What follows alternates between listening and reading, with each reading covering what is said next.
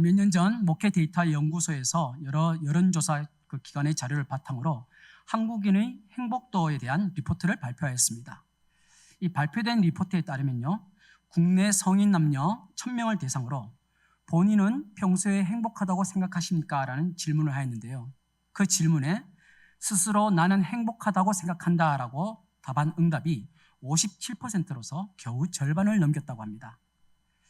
유엔 산하 자무기구인 지속가능발전 해법 네트워크에서 발표한 OECD 국가별 세계 행복지수 순위를 보면요, 대한민국 국민들의 행복지수는 OECD 38개 나라 중에서 36위라는 낮은 수준을 기록했다고 합니다.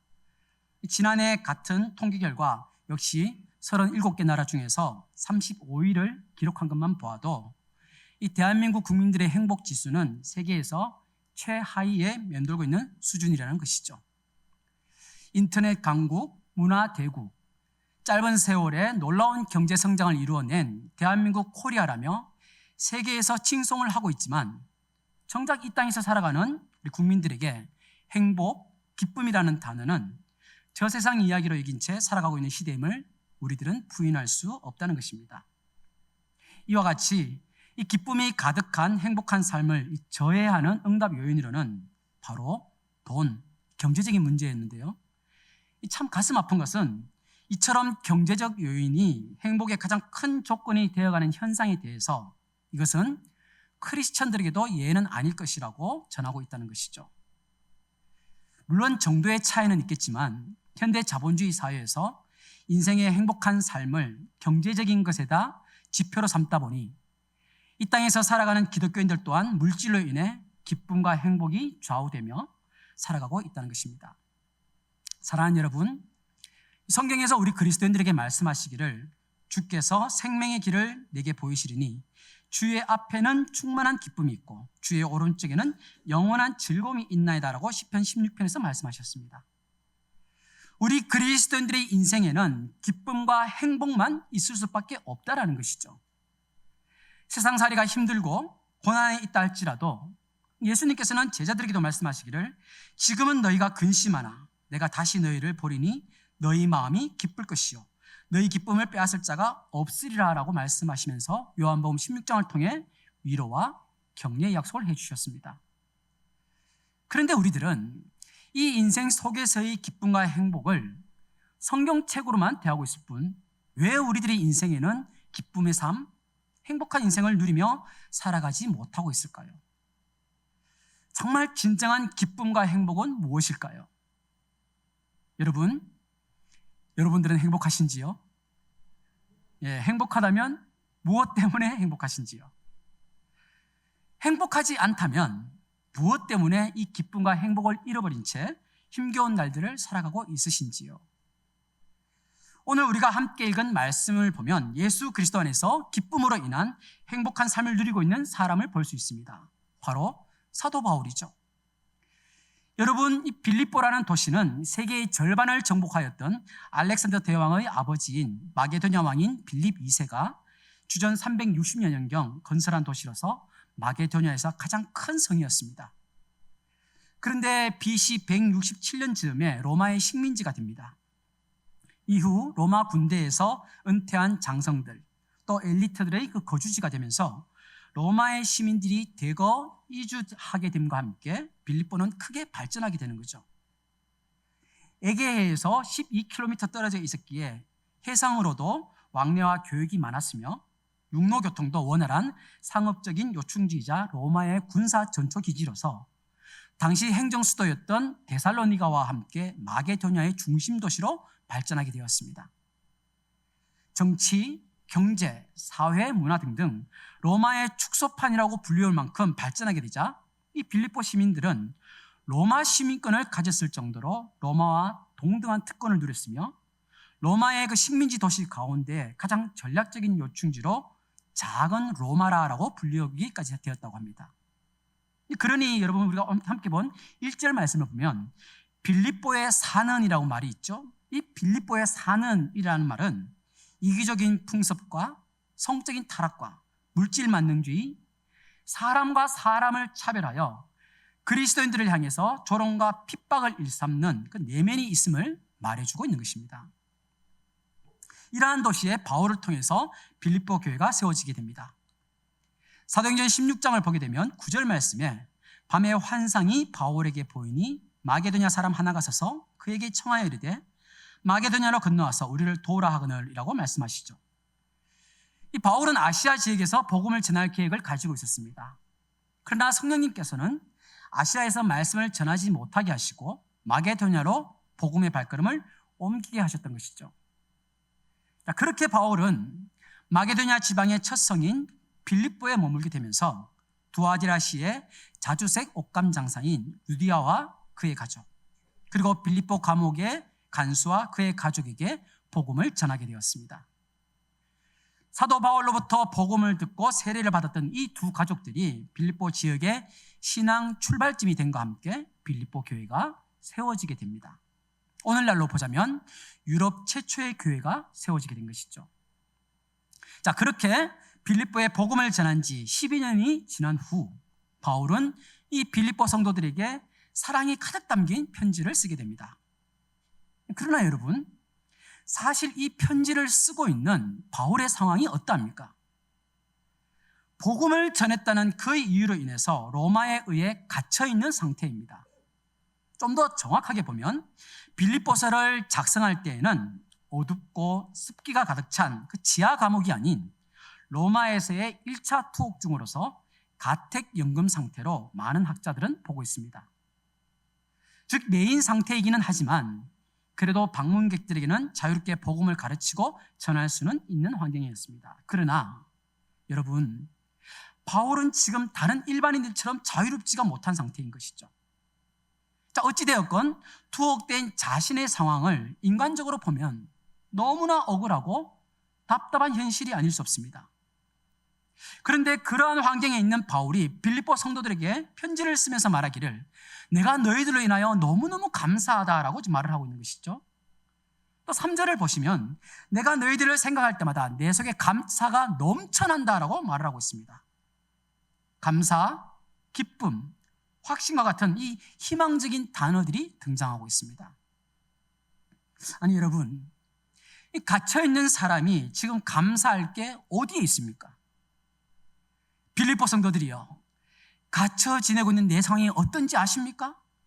하루라도 이렇게 안 살아본 사람은 내가 얼마나 힘든지 정말 모를 것입니다 라면서 자신의 그 엄청나게 불편한 상황들, 생활들, 겨우 끼니만 해결할 수 있는 그 식사 등을 언급하면서 자신이 처한 그 힘든 상황들을 알리면서 도와주세요, 기도해 달라고 하는 게 어찌 보면 정상 아닙니까?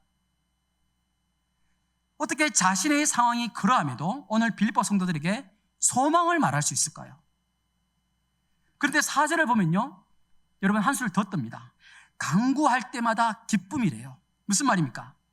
내가 너희들을 생각할 때마다 내 안에 감사함이 가득해. 그리고 너희들을 위해서 기도할 때는 너무너무 기뻐라고 지금 말을 하고 있는 것이죠. 대체 빌립보 성도들이 어떤 성도들이 있기에 갇혀있는 바울이 이토록 감사하다고 기쁨이 넘친다고 하는 것일까요? 어떻게 빌립보의 그 성도들을 생각하는 것만으로도 감사하고 행복해질 수 있을까요? 여러분, 우리 자녀들이나 아니면 우리 주변의 어떤 사람들이 말하기를 현재 본인의 삶은 너무 힘들고 어려운 상황인데 그런데 누군가를 생각하기만 해도 내 안에 기쁨과 행복함이 몰려와 라고 한다면 대체 그 사람이 어떤 사람인데, 뭐 하는 사람인데, 얼마나 대단한 사람이길래 라고 우리는 생각을 가질 수 있죠. 빌립보 성도들은 대체 어떠한 사람들이었기에, 어떠한 삶을 살아가고 있었기에 바울은 이토록 감사와 기쁨을 표현하고 있을까요? 우린 그 해답을 오늘 함께 읽은 본문 5절을 통해서 발견할 수 있습니다. 5절을 보시면 너희가 첫날부터 이제까지 복음을 위한 일에 참여하였다라고 말씀합니다. 첫날부터 이제까지 무슨 말입니까? 처음부터 지금까지 변함없는 모습을 유지하였다는 것이죠. 여기서 첫날이란 바울이 빌립보에 처음 복음을 전해준 때를 의미합니다. 즉 빌립보 성도들이 복음을 받아들인 그때로부터 이제까지 바울이 로마에 의해 갇히게 된 그 순간까지 변함없이 복음을 위한 일에 동참하고 있음을 말해주는 것입니다. 믿음의 여정을 걸어가는 동안 기쁘고 행복한 일만 있는 것이 아니라 때로는 고난과 힘겨움이 있는 정말이지 만만치 않은 우리들의 인생임에도 불구하고 어떠한 환경에 놓여지더라도 변함없는 모습으로 서 있던 성도들이었다는 것입니다. 그래서 7절에서 말씀하기를 너희가 내 마음에 있음이며 나의 매임과 복음을 변명함과 확정함이라고 말씀하시죠. 즉 사도 바울은 감옥에 갇히기까지 복음을 전파하는 데 열심을 다하였습니다. 하나님의 복음이 우리들의 인생에 왜 복된 소식인지를 증거하고 변호하였으며 그로 인해 어떠한 핍박과 어려움이 있다 할지라도 굴하지 않고 유일한 구원 진리인 하나님의 말씀을 전파하였습니다. 그런데 빌립보 성도들이 어떻게 하였다고요? 너희가 다 나와 함께 은혜에 참여한 자가 되었다. 복음을 전하다가 지금 바울이 겪고 있는 그 고난들을 애써 외면하는 것이 아니라 바울의 그 아픔에 함께 동참하고 있다는 것입니다. 바울과 함께 복음 전파 사역을 감당하였으며 바울과 함께 하나님의 그 영광스러운 나라를 소망하며 함께 믿음의 여정을 걸어갔다는 것입니다. 그로 인해 빌립보 성도들에게도 고난이 몰려왔습니다. 이단 문제, 교리 문제 등등 공동체의 안과 밖으로 고난과 핍박이 있었습니다.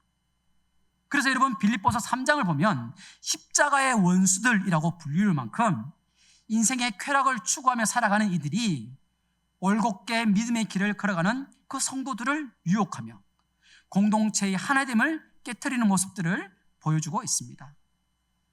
즉 예수만 믿으면서 살아오면 내 인생에는 꽃길만 펼쳐질 줄 알았는데 여전히 고난과 핍박과 힘겨움들이 우리 인생에서 사라지지 않는다는 것이죠. 그럼에도 불구하고 빌립보 성도들은 변함없이 오직 믿음의 길을 걸어갔다고 성경은 우리들에게 말씀해 주고 있는 것입니다. 그런데 여러분, 여기서 우리는 참 재미있는 구절을 발견할 수 있는데요. 이렇게 삶의 고난과 어려움이 있음에도 불구하고 오직 하나님의 영광과 영혼 구원을 위해서 열심히 살아갈 때에 여러분 우리들은 대부분 이렇게 말하지 않습니까? 예를 들면 우리 부모님께서는 하나님 나라를 위해서 열심히 헌신하셨습니다. 또는 저희 남편과 아내는 주의 영광을 위해 성도들과의 그 하나됨을 위해서 희생하셨습니다. 또는 저는 지금까지 교회에서 몇십 년간 열심히 봉사했습니다 라고 말을 하죠. 그런데요, 오늘 본문 7절에서는 뭐라고 말씀하십니까? 너희가 다 나와 함께 은혜에 참여한 자가 됨이라. 하나님의 나라를 위해서 영혼 구원을 위해서만 열심히 달려왔는데 그러다 보니 인생의 고난과 힘겨움들이 얼마나 많았는지 몰라요. 때로는 핍박도 받고 조롱도 당하고 배신도 경험하고 내가 돈 쓰고 시간 쓰고 그렇게 했건만 나에게 돌아오는 것은 고난과 아픔밖에 없어서 너무너무 억울해서 밤새 눈물 흘린 적이 얼마나 많았는지요. 그럼에도 불구하고 하나님을 바라보면서 영혼만을 생각하면서 내가 참으면 되지, 내가 입 다물고 있으면 되지라는 그 마음으로 지금껏 살아오면서 내가 이토록 헌신했다, 이토록 희생했다라고 우리는 말해왔는데 오늘 말씀에서는 그것을 가리켜 고난, 희생, 헌신, 봉사라고 말하는 것이 아니라 은혜에 참여한 자, 은혜에 참여한 자, 모든 게 은혜였다라고 지금 말씀하고 있다라는 것입니다.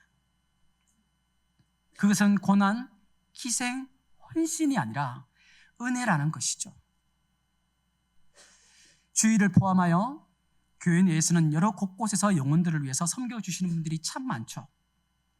저희 어머님도요, 이 주일이 되시면 이 찬양대에서 섬기시다가 이게 나이가 들면서는 이 주방에서 많이 섬기셨어요. 지금은 뭐 연세가 80세가 다 되어서 몸도 불편하셔서 주방에는 얼씬도 못 하시죠. 얼마 전에는 이 30년 전에 수술하였던 이 자궁암이 재발되어서 이 서울대 병원에서 이 장기 4개를 떼내는 큰 수술을 하셨기에 이제 공동체를 섬긴다는 것은 힘든 일이 되셨습니다. 그런데요, 이 저희 고향 교회는 주일이 되면 점심 식사로 국수를 먹었는데 이 어머님께서 젊으실 때는 주방팀과 함께 국수를 삶고 이 설거지를 하게 되죠.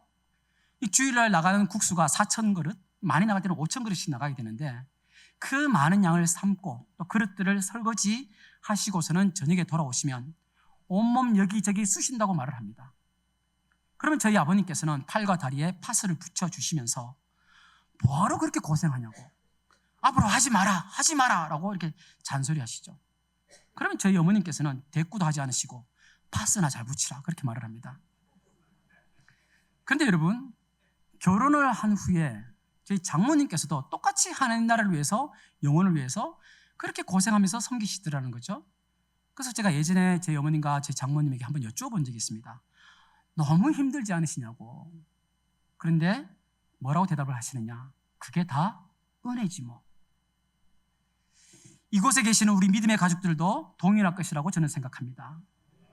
여러분, 내 입장에서 바라보면 그것은 나의 희생이며 나의 헌신이며 나의 봉사일 것입니다. 그러나 하나님의 시각으로 바라보게 된다면 그것은 희생과 헌신이 아니라 은혜라는 것입니다. 우리들이 희생할 수 있다고 해서 희생할 수 있는 것도 아니며 헌신하고 싶다고 해서 헌신할 수 있는 것도 아니에요. 이 모든 것도 하나님께서 인도하시고 힘 주셔야 가능한 것들인 것이죠. 여러분, 사도 바울이 이 빌립보 성도들이 그러했다는 것입니다.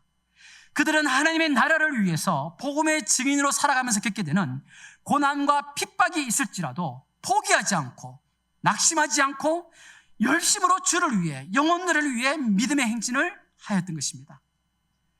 그러면서도 그들은 그것을 가지고 희생하였다, 내가 헌신하였다라고 하지 않았다는 것이죠.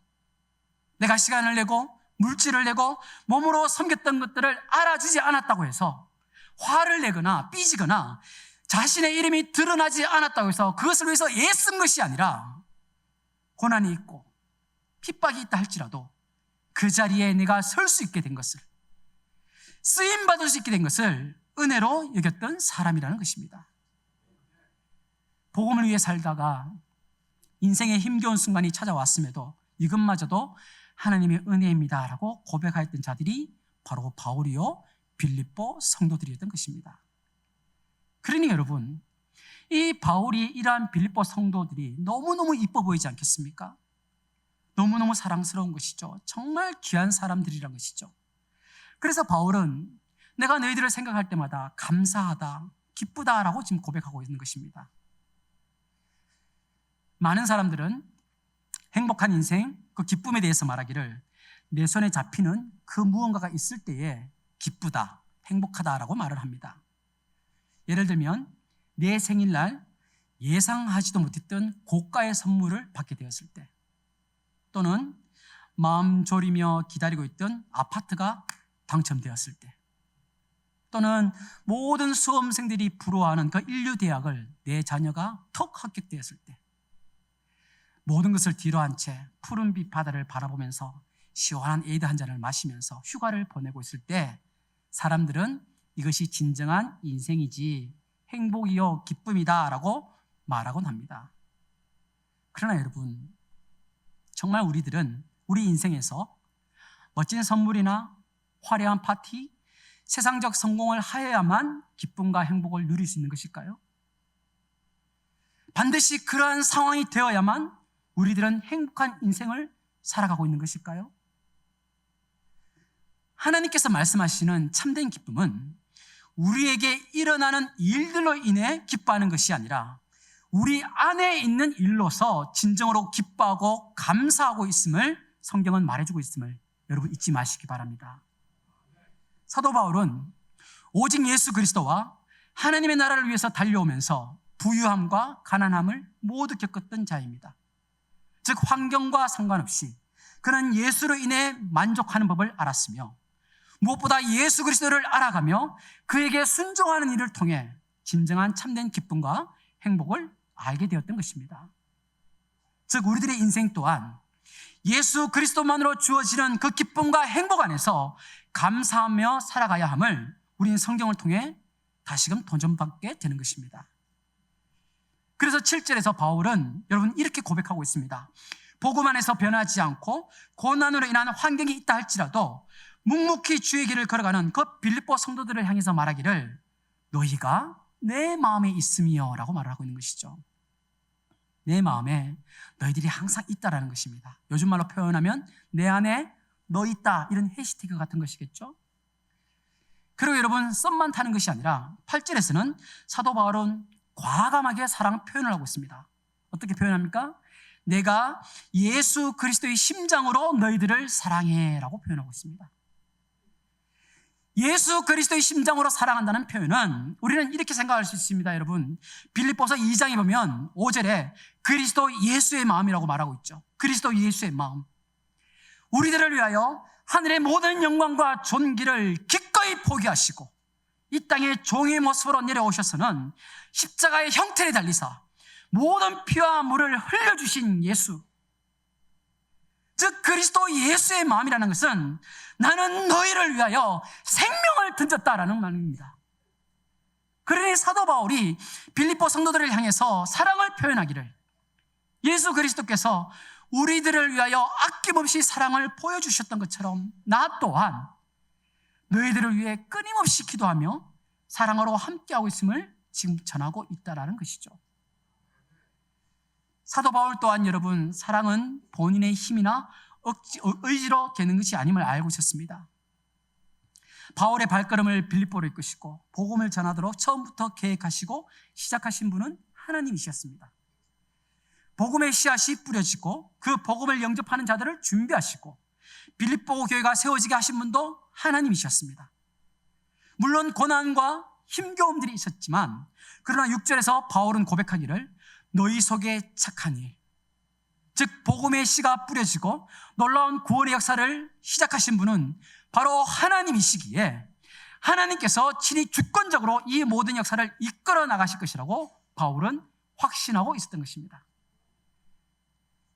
인간은 연약한 죄성을 가진 사람이다 보니 자신이 무언가를 열정적으로 하다 보면 어떻습니까?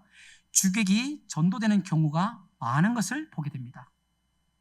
그래서 하나님을 위해서 시작한 일임에도 자신이 이룬 일, 자신의 생각, 자신의 의, 자신만의 스타일 등을 우리는 앞세우곤 하죠. 그러나 바울은 빌립보 성도들은 그리스도의 장성한 분량까지 세워가시고 양육해 가시는 것은 바울 자신의 힘이 아닌 하나님이심을 굳게 믿었습니다. 바울 자신은 하나님 도구일 뿐 하나님께서 빌립보 성도들과 끝까지 함께 하시고 그들을 귀한 하나님 나라의 복된 일꾼들로 세워 가실 것을 믿었던 것입니다. 그 확신 가운데 바울은 빌립보 성도들은 사랑의 교제를 지금 하고 있다는 것이죠. 이렇게 사랑하는 빌립보 성도들의 더 큰 영적 성장을 위해서 바울은 9절부터 기도하는 모습을 보여주게 됩니다. 먼저 너희들의 사랑이 풍성해지기를 바란다라고 기도하고 있습니다. 여러분 빌립보 성도들에게 사랑이 없었던 것은 아닙니다. 지금도 사랑이 많은 참 복되고 멋진 성도들이지만 그 사랑이 더 풍성해지기를 소망한다는 것이죠. 여러분 바울이 욕심쟁이 같습니까? 아니면 너무 숨 돌릴 틈 없이 계속해서 푸시하는 사람처럼 보이십니까? 여러분 하나님의 공동체는 뭐니 해도 사랑이 풍성한 공동체가 되어야 합니다. 우리 주님께서도 마태복음을 통해서 말씀하시기를 불법이 성함으로 많은 사람의 사랑이 식어지리라 라고 마태복음 24장에서 말씀하셨습니다. 즉 세상이 말세가 될수록 하나님과 성도 간의 사랑이 그리고 성도와 성도 간의 사랑이 식어지고 변질되어 버린다는 것입니다. 여러분 사랑을 잃은 교회는 교회의 본질을 잃은 교회와도 같다고 하였습니다. 그래서 요한계시록에서는 처음 사랑을 버린 에베소 교회를 향해 촛대를 옮겨버리겠다고 경고도 하시는 것이죠. 그런데 우리가 이것을 참 잘 알지만 서로 사랑하기가 참 쉽지가 않죠. 때로는 부부를 비롯해 내 가족조차도 사랑하지 못할 때가 있습니다. 피를 나눈 형제 자매임에도 그럴 때가 있죠. 믿음으로 하나가 된 교회 공동체에서도 마찬가지일 것입니다. 내가 무시당했고 내가 상처받았고 지금까지 늘 나만 피해를 보며 살아왔다는 생각을 우리는 하게 됩니다. 그런데요, 하나님께서는 이 사랑에 대해서 우리들에게 어떻게 말씀하고 있으십니까? 십자가를 보여주시죠. 무슨 말씀입니까? 사랑해야 할 사람은 십자가에서 죽어야 한다는 것입니다. 그래서 십자가 사랑을 알게 되고 그 십자가 앞에서 엎드리기 시작하면 우리들은 사랑할 수 있으며 예수님을 닮아가는 사람이 된다는 것입니다. 그래서 그 풍성한 사랑은 단순히 감정적인 사랑이나 세상적인 사랑을 지금 말하는 것이 아닙니다. 하나님의 사랑이며 하나님으로부터 시작된 사랑입니다. 그래서 바울은 하나님을 아는 지식이 많아지기를 기도합니다.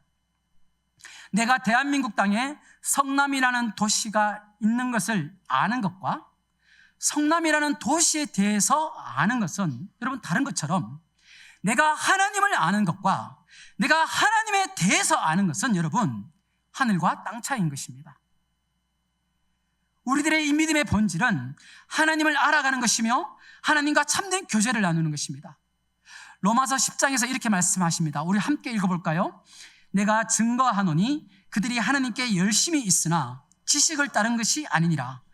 하나님의 의를 모르고 자기 의를 세우려고 힘써 하나님의 의를 복종치 아니하였느니라 라고 말씀합니다. 여러분, 하나님에 대해 알아가면 알아갈수록 우리 안의 사랑은 풍성해지게 됩니다. 하나님의 성품, 하나님의 공의가 나에게 어떻게 다가오시는지, 나를 향한 열심으로 우리들이 어떻게 성장해 가기를 원하시는지를 우리는 말씀을 통해서 날마다 때마다 배워가야 한다는 것이죠. 그리고 여러분, 오늘 말씀처럼 총명해져야 되겠죠? 총명함은 감각적으로 꿰뚫어 볼 수 있는 통찰력, 분별력을 의미합니다. 이 총명함으로 하나님의 의와 세상의 의, 선한 것과 악한 것, 중요한 것과 중요하지 않은 것을 분별할 수 있는 것입니다. 분별력이 없는 사랑은 무분별한 헌신을 초래할 뿐입니다. 이처럼 바울은 빌립보 성도들이 더욱더 주님 안에서 날마다 지식과 지혜가 가득하고 사랑이 풍성한 공동체가 되며 그래서 하나님 보시기에 아름다운 열매를 날마다 맺어가는 참으로 복된 공동체가 되기를 기도하면서 꿈꾸었던 것입니다. 그것이 바로 하나님께서 원하시고 기대하시는 성숙한 성도들의 모습이었기 때문인 것이죠. 사랑하는 여러분, 빌립보 성도들은 인생의 고난과 힘겨움이 있다 할지라도 변함없이 흔들리지 않는 신앙의 모습을 보여주었습니다. 바울과 이 빌립보 성도들의 아름다운 사랑을 보고 있으면서 우리들은 이들이 참 멋지고 귀한 사람들임을 보게 됩니다. 아니, 우리들에게 또 하나의 도전을 안겨다 주고 있음을 느끼게 됩니다. 그러나 여러분, 이 아름다운 공동체를 세워가고 만들어 가시는 분은 바로 하나님이심을 기억하시길 바랍니다. 모든 것이 바로 하나님의 은혜였습니다. 이들은 언제나 하나님의 은혜 안에 살아가는 공동체였습니다. 또한 그것이 은혜임을 고백하는 자들이었습니다. 세상 사람들은 여러분, 본인이 더 사랑받기를 원하며 본인의 이름이 더 높아지기를 기대하며 본인의 뜻대로 되지 않아서 분노하며 살아가지만 오늘 우리가 함께 본 이 빌립보 성도들은 오직 하나님의 은혜로만 살아가던 자들이었다는 것이죠. 이러한 공동체를 세워가는 것이 여러분 바로 하나님의 꿈이며 우리들의 비전이 되어야 하는 것입니다. 그러기에 여러분, 우리들도 믿음의 여정을 걸어가는 동안 기쁨의 인생, 복되고 행복한 라이프 스타일을 살아가는 그 참된 해답은 무엇인지를 우리는 발견할 수 있습니다. 그것은 바로 세상이 주는 평안과 물질이 주는 행복함들이 아니라 하나님의 은혜로 함께 사랑하며 살아가는 사람들, 주 안에서 함께 지어져 가는 사람들, 내 모든 것을 아낌없이 내어놓아도 그것이 헌신, 희생이라고 말하는 것이 아니라 모든 것이 주의 은혜였습니다 라고 고백하는 사람들로 가득 차 있는 공동체, 이러한 공동체와 함께 할 때에 우리 안에 참된 기쁨과 행복이 넘쳐나리라 믿습니다. 그리하여 사도 바울이 빌립보 성도들을 바라보면서 너희들에게 착한 일을 시작하신 이가 언제나 함께 하실 것을 확신한다고 고백하였듯이 이 한 번도 의심한 적 없는 확신이 오늘 이 하루뿐만 아니라 우리들의 인생과 또 우리들의 자손들의 미래까지 포함된 이 확신에 찬 믿음이 우리 영도교회의 모든 믿음의 가족들에게도 함께 하시리라 믿습니다. 사랑하는 여러분, 영도교회를 처음 시작하신 분도 하나님이십니다. 그 하나님께서는 이 믿음의 공동체를 53년간 아름답게 빚어 오셨습니다. 아니, 그 이전부터 하나님의 열심은 있었습니다. 영적으로 가난하며 미개한 민족으로 여겨졌던 복음의 불모지 조선 땅에 꽃다운 나이에 이방나라 청년들을 사용하셔서 복음을 심어주셨습니다. 때로는 예수 이름 한번 전해보지 못하고 영양실조로, 전염병 등의 질병으로 고통을 당하였으며 때로는 가족 전체가 생명을 잃기도 하였습니다.